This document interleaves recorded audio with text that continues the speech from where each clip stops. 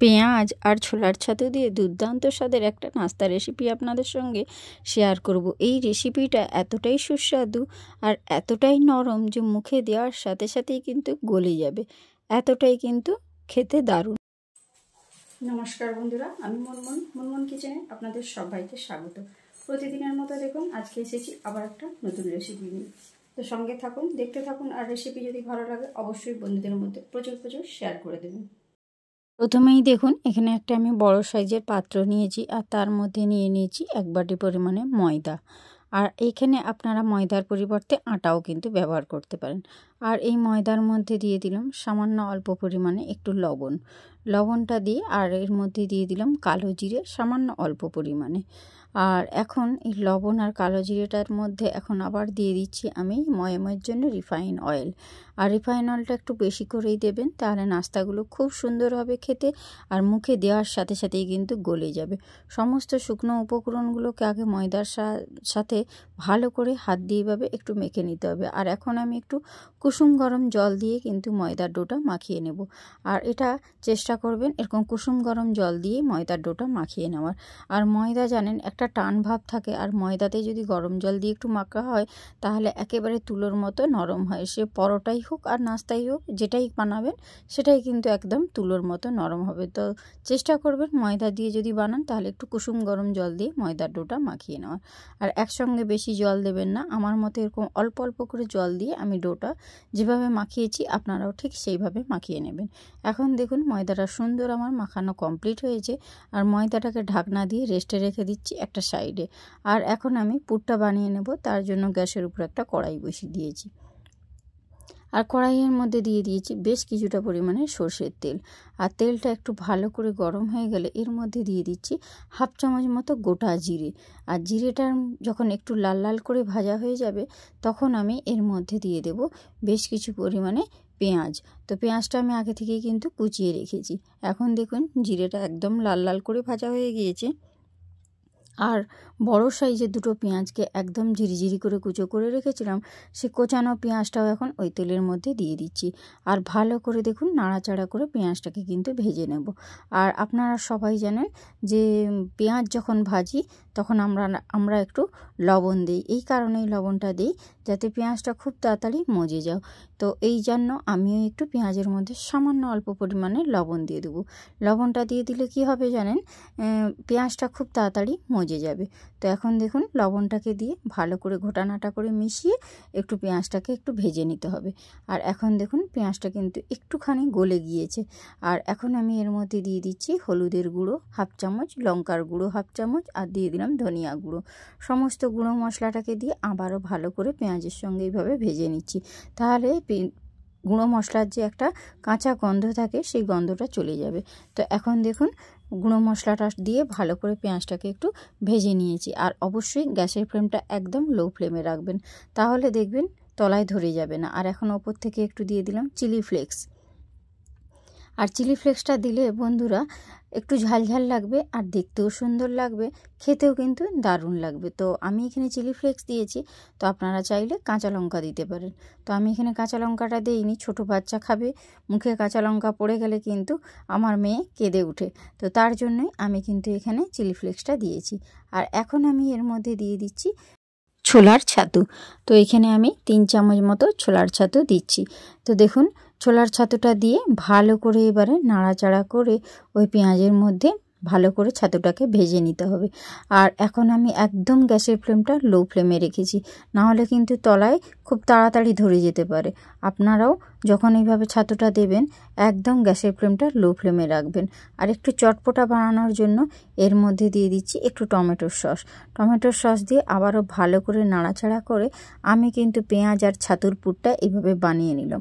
দারুণ টেস্ট হয় বন্ধুরা। আর একটু এখন দিয়ে দিচ্ছি সামান্য অল্প পরিমাণে চিনিটা দেবেন বন্ধুরা, খেতে বেশ লাগবে। একদম কোনো রকম সসেরও প্রয়োজন হবে না, শুধু মুখে কিন্তু আপনারা খেয়ে নিতে পারবেন, এতটাই সুন্দর হবে খেতে। তো দেখুন আমার এখানে কিন্তু পেঁয়াজ আর ছাতু দিয়ে এই ছাতুর যে পুরটা আমি রেডি করেছি এটাকে এখন আমি তুলে নেব। তো এখন আমার ছাতুর পুরটা রেডি হয়ে গিয়েছে, এটাকে আমি এবারে তুলে নিচ্ছি একটা প্লেটের মধ্যে তুলে একটু পুরটাকে ঠান্ডা করে নিতে হবে বন্ধুরা। তো তার জন্য দেখুন আমি কিন্তু খুন্তির সাহায্যে এইভাবে একটু মিলে দিলাম যাতে তাড়াতাড়ি ঠান্ডা হয়ে যায়। তো পুরটা দেখুন, দেখেই কত সুন্দর লাগছে না? আর এখানে দেখুন ময়দার ডোটা যে আমি রেস্টে রেখেছিলাম সুন্দর কিন্তু নরম হয়ে গিয়েছে। আর এই ডো থেকে কিন্তু আমি লেচি কেটে নিচ্ছি। খুব বেশি বড় বড় লেচি কাটবো না, আর খুব বেশি একদম যে ছোট ছোট সেরকমও নয়। ঠিক সাধারণত যখন আমরা রুটি বানাই ঠিক সেই রকম সাইজের কিন্তু 4টে লেচি কেটে নিয়েছি। আর লেচিগুলোকে দেখুন হাতের সাহায্যে এইভাবে পাকিয়ে সুন্দর করে একটা গোল শেপ দিয়ে দিচ্ছি, কারণ তবেই রুটিটা কিন্তু সুন্দর পারফেক্ট বেলা হবে। এখানে দেখুন 4টা লেচি আমি সুন্দর করে হাতের সাহায্যে পাক দিয়ে দিয়েছি। আর এখানে ছাতুর যে পুরটা দেখুন অলরেডি কিন্তু ঠান্ডা হয়ে গিয়েছে। আর এখন বেলিন চকের উপরে একটু ময়দার গুঁড়ো দিয়ে আমি কিন্তু রুটিগুলোকে প্রথমে বেলে নেব। আমরা যেরকমভাবে রুটি বেলি ঠিক সেইভাবে আপনারা বেলে নেবেন, তবে চেষ্টা করবেন যেন রুটিটা একটু পাতলা হয়। তো সেইভাবেই কিন্তু আমিও বেলে নিচ্ছি। দেখুন এইভাবে ঘুরিয়ে ঘুরিয়ে হাতের সাহায্যে যদি বেলে নিই তাহলে দেখবেন 4 ধারটা একদম সমান হবে, কোনো দিকটাও মোটা কোনো দিকটা পাতলা এরকম হবে না। 4 ধারটাই একদম সুন্দর পাতলা হয়ে যাবে। আর দেখুন এরকম একটা ছোট্ট গ্লাস নিয়েছি, আর এইভাবে কিন্তু গোল গোল করে আমি সমান শেপে কিন্তু কেটে নিচ্ছি। কেটে নিয়ে বাকি যে এক্সট্রা অংশটা রয়েছে এটা কিন্তু আমি ফেলে দেব না, এটাও আমার পরে কাজে লাগবে। তো এখানে দেখুন একটা গ্লাসের সাহায্যে আমি এরকম গোল গোল কেটেছি। তো আপনাদের কাছে যদি কোনো বোতলের ঢাকনাও থেকে থাকে আপনারা সেইটা দিয়েও কিন্তু এইভাবে কিন্তু গোল গোল করে কেটে নিতে পারেন। রুটিটাকে দেখুন এইভাবে ছোট্ট ছোট্ট করে গোল গোল করে কেটে নিয়েছি। আর এখানে 4টে মতো আমার কিন্তু নাস্তা বানানোর জন্য আমি গোল গোল করে কেটেছি। আর এটাকে আমি একটা সাইডে রেখেছি, এটা আমার পরে কাজে লেগে যাবে। তো এইখান থেকে দেখুন একটা যে গোল আমি লুচির মতো বেলেছিলাম একটা নিয়েছি, দিয়ে তার তলার দিকটা এইভাবে একটু কাট লাগিয়ে দিলাম। দেখুন আপনারা আমার হাতের দিকে লক্ষ্য রাখুন যে আমি কিভাবে এই নাস্তাটা বানাচ্ছি। আর সামান্য একটু জল দিয়ে কিন্তু তলার দিকে এইভাবে বুলিয়ে দিলাম, দিয়ে হাতের সাহায্যে চেপে দিলাম। চেপে দিয়ে কিন্তু এইভাবে মুখটা আমি ফাঁকা করে দিলাম। আর এই যে ছাতুর পুরটা, পেঁয়াজ আর ছাতুর পুরটা বানিয়ে রেখেছিলাম সেই পুরটা একটু ঠেসে ঠেসে ভেতরে এইভাবে আঙুল দিয়ে ঠেসে ঠেসে কিন্তু ভরে দিলাম। ভরে দিয়ে এইভাবে কিন্তু চিপে দিলাম মুখটা, তাহলে মুখটা লক হয়ে যাবে। আর সাইডগুলোকে আবারও একটু আঙুলের সাহায্যে জল দিয়ে এইভাবে মুখটা 4 ধার থেকে মুড়ে দিলাম। দেখুন 3 কোণার শেপ হয়ে কিন্তু আমার একটা নাস্তা সম্পূর্ণ রেডি হয়ে গিয়েছে। দেখতে কতটা সুন্দর হয়েছে, আর বানানো খুবই সোজা। বাড়িতে থাকা উপকরণ দিয়ে দেখুন আপনারা এইভাবে সুন্দরভাবে বানিয়ে নিতে পারবেন। দেখুন আপনাদের বোঝার সুবিধার্থে আমি কিন্তু আবারও একটা বানিয়ে দেখিয়ে দিচ্ছি। একটা যে গোল লুচির মতো বেলেছিলাম তার তলার দিকে একটুখানি কেটে অংশ বাদ দিয়ে দিয়েছি, আর একটু জলের প্রলেপ দিয়ে দিলাম, তাহলে এটা আঠার কাজ করবে, তাহলে মুখটা লক হয়ে যাবে, মুখটা খুলে যাবে না। আর এইভাবে দেখুন ওপরের অংশটা এভাবে ফাঁক করে আমি কিন্তু ছাতু আর পেঁয়াজের যে পুরটা বানিয়েছিলাম সেই পুরটা দিয়ে দিলাম, দিয়ে হাতের সাহায্যে একটু চেপে চেপে মুখটা কিন্তু সিল করে দিলাম। এইভাবে আবারও 4 ধারটা একটু জল বুলিয়ে দিলাম, তাহলে মুখটা কিন্তু সুন্দরভাবে লক হয়ে যাবে, একটুও খুলে যাবে না। আর দেখুন 4 ধারটা এইভাবে হাতে করে চেপে চেপে আবারও একটা নাস্তা আমি সুন্দরভাবে বানিয়ে নিলাম। দেখুন দেখতে কতটা সুন্দর হয়েছে, বানানো খুবই সোজা। আপনারা যদি একবার দেখেন অবশ্যই আপনারাও বাড়িতে বানাতে পারবেন। দেখুন আবারও একটা বানিয়ে নিয়েছি।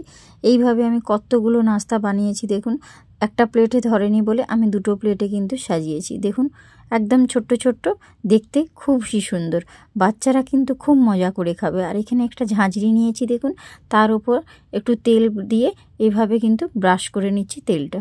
তেলটা ব্রাশ করে নেওয়ার পর আমি যে নাস্তাগুলো বানিয়ে রেখেছি একে একে কিন্তু ওই ঝাঁঝরির মধ্যে সুন্দর করে সাজিয়ে দেব। আর একটু ফাঁকা ফাঁকা দেওয়ার চেষ্টা করব, তাহলে একটার গায়ে একটা জড়িয়ে যাবে না।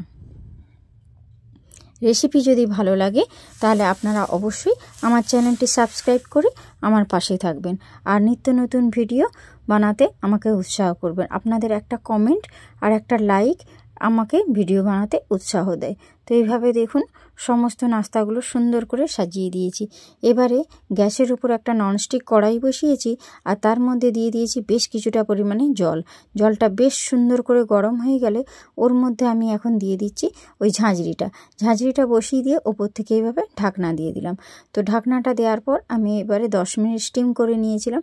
10 মিনিট পর ফিরে আসছি, দেখুন সুন্দরভাবে কিন্তু নাস্তাগুলো স্টিম হয়ে গিয়েছে, আঙুলে কিন্তু একটুও জড়িয়ে যাচ্ছে না। এবারে একটা সাঁড়াশির সাহায্যে আমি কিন্তু এটাকে নামিয়ে নিচ্ছি, নামিয়ে ঠান্ডা করে নেব।